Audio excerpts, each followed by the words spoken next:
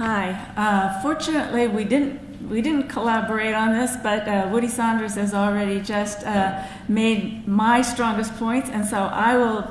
I think that we have to prioritize building strong communities, recognizing the communities that are already viable, and help protect them from the negative effects of things that are already going on, and also making the city be required to include us and our communities early on, early enough so that we can give them our input about something that's going to be detrimental to a community or something that's going to be detrimental to the environment.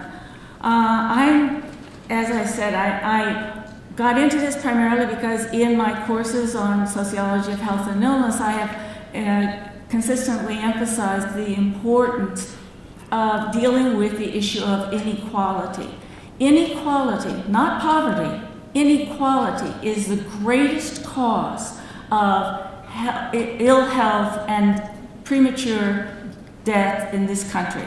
And there's a lot of data about this. There's an excellent film series put out by PBS called Unnatural Causes. I highly recommend you take a look at these data. So I then recently retired and I started working on environmental health issues in San Antonio. And of course we know there are quite a lot. And in the process I then ended up having to go to deal with city public service and deal with SAWs and deal with the zoning and planning commissions. And lo and behold, and each and every time I've gone to these agencies, I found out that the interests of those investors that we've been talking about have already been paid attention to at the level of the city planning. So that already the zoning of certain areas is zoned to suit the interests of that notion of development rather than what the communities need. And so then we have to end up fighting it.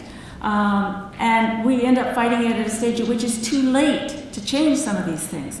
So we need a major structural shift in which people get listened to and the city is required to give at least as much attention on the part of, it's called COSA development or something like that, but the city of San Antonio needs to make as much of its aide's attention given to the communities and the community's interests rather than put all of it into helping the lobbyists for developers, for the developers, for the bankers, for the realtors, for the people who are making big money on this. I think we also need a voice, a big voice in the urban planning process, which is already massively underway. And so Sierra Club had a speaker in who was the city's senior city planner. And he was talking about all the wonderful improvements that were going to be made in the arrangement of the city, having these various hubs for transportation and so forth and so on, and all of the kinds of transition that could go into it. And so partway through the question and answer, I asked him, well, where's all the money? I mean, these are wonderful ideas. I love these ideas. Where's the money going to come from? Said they are already looking for outside investors, not just in the United States, but also in Asia. Okay, so where is our voice at this stage in the game? That's my concern. So I just want to give you some heads up about some other things that I've learned in this role. One of the big things has to do with the cost of utilities. And utilities are a big part of the issue of affordability. And already, you know, there have been major utilities increases both in the rates and also in the fees over the last several years. It already is unaffordable for a huge proportion of our population because San Antonio disproportionately has large numbers of people who are living on fixed or declining or contingent incomes. People, for example, whose jobs depend upon whether or not there's a lot of business in the construction business or whether or not there's a lot of if it's raining too hard for them to be out doing landscaping or tree pruning or what have you. So people who are living on contingent incomes cannot afford to have the city of San Antonio say, every month you will have to pay this additional fixed fee.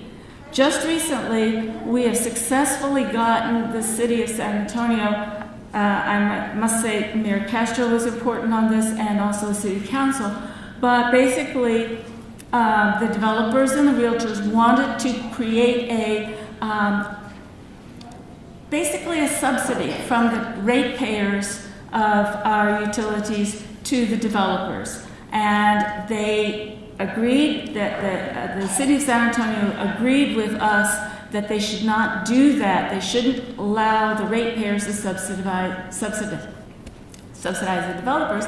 The hitch is this: at the state level, the committee is fixed that says how much can you charge the developers. So they've set the rate so low that even though we are now going to raise it to that rate, I'll bet you by the time it takes effect, it's already not enough to cover the costs that are involved. So we have to find some way that the city of San Antonio can help all families, regardless of what their reason for need is, help all families to have energy efficiency in their apartments so that they can keep their rates low, water efficiency in their apartments.